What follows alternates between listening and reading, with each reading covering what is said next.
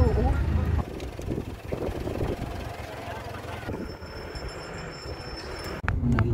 Oh guys, ang ganda dito. And make a U-turn.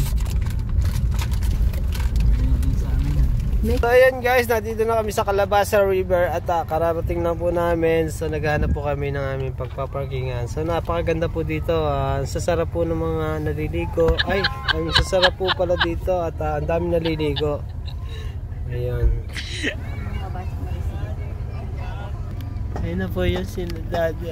Iniwan na kami. Ayun guys, narito na kami sa Cabaldo, sa Cabalasa. Cabalasa River. Meron kaming mangyan. Bumitay.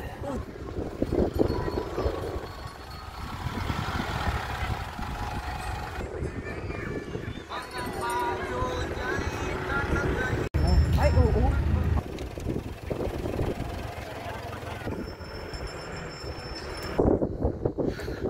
Tanga.